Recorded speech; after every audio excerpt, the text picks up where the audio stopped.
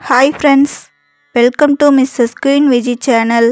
சக்தி தேவியின் உருவாக இருக்கும் அம்மன் வழிபாட்டின் அற்புத மகத்துவத்தையும் ஆண்டாள் பிறந்த புண்ணியமான தருணம் இவை இரண்டும் இணையும் ஆடிப்பூர திருநாளை பற்றி இந்த பதிவில் நாம் பார்க்கலாம்.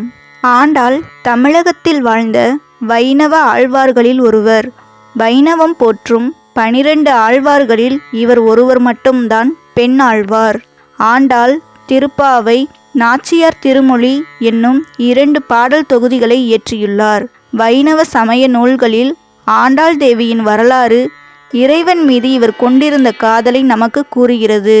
எம்பெருமானின் பல்வேறு அம்சங்களான சங்கு, சக்கரம், வில், கதை, வாள் போன்ற ஆயுதங்கள் ஆழ்வார்களாக அவதரித்த அதே நேரத்தில் பூமாதேவியும் ஆடிப்பூர நாளில் ஆண்டாளாக அவதரித்தார். மதுரைக்கு அருகிலுள்ள ஸ்ரீவில்லிபுத்தூர் என்னும் ஊரில் வசித்து வந்த விஷ்ணு சித்தர் என்னும் அந்தணர் ஒரு குழந்தையை துளசி செடியின் கீழ் கிடந்தபோது எடுத்தார். அந்த குழந்தைதான் ஆண்டாள் ஆவார். இவர் தனக்கென குடும்பம் எதுவும் இல்லாதிருந்த நிலையிலும் கண்டெடுத்த குழந்தையை தனக்கு இறைவனால் வழங்கப்பட்ட கொடை என கருதி அக்குழந்தையை ஆண்டாளை வளர்த்தார். ஆயர்குல பெருமை அறிந்த பெரியாழ்வார் அக்குழந்தைக்கு இட்ட பெயர் கோதை ஆகும். இந்த அந்தணர் திருவில்லிபுத்தூர் ஆண்டாள் சமேத அரங்கநாதர் கோவிலுக்கு மலர்கள் கொடுப்பதை தமது கடமையாக கொண்டவர். விஷ்ணு சித்தர் இளம் வயதிலேயே தனக்கு தெரிந்த சமயம் சார்ந்த கருத்துக்கள் மற்றும் தமிழ்மொழி போன்ற அனைத்தையும் கோதைக்கு சொல்லிக் கொடுத்தார். இதனால் கோதை இளம் வயதிலேயே கண்ணன் மீது மிகுந்த பக்தியுணர்வு உடையவராகவும் தமிழில் நல்ல திறமை கொண்டவராகவும் இருந்தார். சிறு வயதிலேயே கண்ணன் மீதிருந்த அளவற்ற அன்பு காரணமாக கண்ணனையே மனம் செய்து கொள்ள வேண்டுமென்ற எண்ணத்தையும் வளர்த்து கொண்டார். தன்னை கண்ணனின் மணப்பெண்ணாக நினைத்து பாவனை செய்து வந்தார். ஒவ்வொரு நாளும் கோயிலில் இறைவனுக்கு அணிவிப்பதற்காக விஷ்ணு சித்தர் தொடுத்து வைத்திருக்கும் மாலைகளை அவருக்கு தெரியாமல் தான் அணிந்து கண்ணனுக்கு ஏற்றவளாகத்தான் இருக்கிறோமா என கண்ணாடியில் பார்த்து மகிழ்ந்து பிறகு திரும்பவும் கொண்டு போய் வைத்து வந்தார். இதனால் கோதை சூடிய மாலைகளே இறைவனுக்கும் சூடப்பட்டன. இந்த செயலை ஒரு நாள் விஷ்ணு சித்தர் பார்த்து கோதையை கடிந்து கொண்டார். கோதை சூடிய மாலைகளை ஒதுக்கிவிட்டு புதிய மாலை தொடுத்து இறைவனுக்கு அணிவித்தார். அன்றிரவு இறைவன் அவரது கனவில் தோன்றி கோதை அணிந்த மாலைகளே தனக்கு உகப்பானவை, சிறந்தவை எனவும் அவற்றையே தனக்கு சூட வேண்டுமென்றும் கேட்டுக்கொண்டார். இதனாலேயே ஆண்டாள் சூடி கொடுத்த சுடற்கொடி என்றும் இறைவனையே ஆண்டவள் என்ற பொருளில் ஆண்டாள் என்றும் போற்றப்படுகிறார். கோதை திருமண வயதை அடைந்த பின்னர் அவளுக்காக ஒழுங்கு செய்யப்பட்ட திருமண ஏற்பாடுகளை மறுத்து தான் திருவரங்கம் கோயிலில் உறையும் இறைவனையே மணப்பதென்று பிடிவாதமாக இருந்தார்.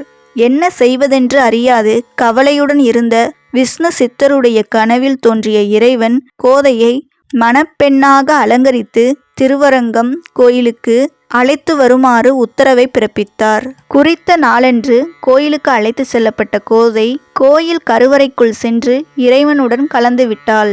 வட இந்தியாவில் ராதாவின் பக்தி பிரபலமாக போற்றப்படுகிறது. பெண் பக்தியாளர்களில் மீராபாய் கண்ணனிடம் கொண்ட பக்தியைப் போல தமிழகத்தில் ஆண்டாளின் பக்தி போற்றப்படுகிறது. ஆண்டாளின் திருவிழாவில் ஆடி மாதம் பூரம் நட்சத்திரத்தில் வரும் ஆடிப்பூரம் விழாவும் ஒன்றாகும். 12 ஆழ்வார்களில் ஒருவராக ஆண்டாள் இருந்தாலும் தமிழகத்தில் ஆண்டாள் ஒரு பெண் தெய்வமாகவே வழிபடுகிறோம். ஆடிப்பூர திருவிழா ஸ்ரீவில்லிபுத்தூரில் வெகு விமர்சையாக கொண்டாடப்படுகிறது. வருடந்தோறும் ஆயிரக்கணக்கான பக்தர்கள் இவ்விழாவில் பங்கேற்கின்றனர். ஆண்டாள் விசேஷமான அலங்காரத்தில் வளர்பெற்ற திருப்பாவை பாடல்கள் மூலம் பெருமாளை விரும்ப இறுதியில் திருமாலுடன் கலந்த தெய்வீக திருமணத்திற்கு எடுத்துக்காட்டாக உள்ளவர். அவருடைய பக்தியும் ஈடுபாடும் இன்று ஆடிப்பூர நாளில் கொண்டாடப்படுகிறது. சிறப்பு அலங்காரங்கள், தேரோட்டம், தேவார பாடல்கள், கோயில் வீதியில் ஆண்டாள் உற்சவம் இதெல்லாம் ஆடிப்பூர திருநாளில் ஒரு திருவிழாவாக இருக்கின்றன. ஆடிப்பூர திருநாளில் திருப்பாவை, திருமொழி போன்ற பாடல்கள் பாடப்படுகின்றன. மணமாகாத பெண்கள் திருமண யோகத்திற்காகவும், மணப்பெண்கள் கணவன் ஆரோக்கியம் மற்றும் குடும்ப அமைதிக்காகவும் ஆண்டாளுக்கு விரதம் இருந்து வழிபடுகிறார்கள். உலக மக்களை காப்பதற்காக அம்பாள் சக்தியாக உருவெடுத்த தினம் ஆடிப்பூரம் ஆகும். ஆடிப்பூரம் அம்பாளுக்கு விசேஷ நாளாகும். சித்தர்களும் முனிவர்களும் இந்நாளில்தான் தங்களுடைய தவத்தை தொடங்குவதாகவும் புராணங்கள் கூறுகின்றன. இந்த நாளில் தேவி உலகிற்கு வருகை தந்து மக்களுக்கு அருள் புரிவாள் என்பது நம்பிக்கை. ஆடிப்பூரம் அம்மனுக்கு நடத்தப்படும் வளைகாப்பு திருவிழாவும் ஆகும். பல அம்மன் கோவில்களில் ஆடிப்பூர திருவிழா பண்டிகை சிறப்பாக கொண்டாடப்படுகிறது.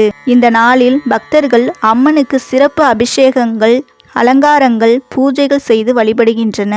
ஆடிப்பூரம் அன்று அருகில் உள்ள அம்மன் கோவிலுக்கு வளையல் வாங்கி கொடுத்து நம்முடைய வேண்டுதலை சொல்லி வழிபடலாம். திருமணம், குழந்தை பாக்கியம் வேண்டி அம்மனை வழிபடலாம். பெண்களுக்கு வளைகாப்பு நடத்துவது போல நம்மை படைத்த அன்னைக்கு வளைகாப்பு நடத்தி நாமும் மகிழ்ந்திடும் நாளே ஆடிப்பூரம் ஆகும். அகிலாண்ட கோடி பிரம்மாண்ட நாயகிக்கு வளைகாப்பு நடக்கும் நாள்தான் ஆடிப்பூரம். தாயின் உள்ளம் மகிழ்ந்து மக்கள் அனைவருக்கும் தன் அருளை வழங்கும் நாள் ஆடிப்பூரம் ஆகும். பல்வேறு விதங்களில் அன்னையை கொண்டாடப்படும் நாள் திருவாடிப்பூரம் ஆகும். எல்லா கோவில்களிலும் அம்பாளுக்கு வளையல் சாற்றுவார்கள்.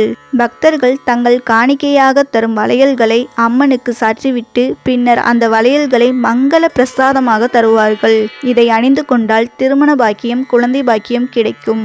ஏழை சுமங்கலி பெண்களுக்கு புடவை, மஞ்சள், குங்குமம், வெற்றிலை பாக்கு கொடுப்பது நல்லது. ஆடிப்பூரம் ஆன்மீக ரீதியாக பெண்களுக்கு உறுதியும் நம்பிக்கையும் தரும் புனித நாளாகும். என்றும் அம்மன் அருளும் ஆண்டாள் ஆசீர்வாதமும் உங்கள் குடும்பத்தில் நிறைந்திருக்கட்டும்.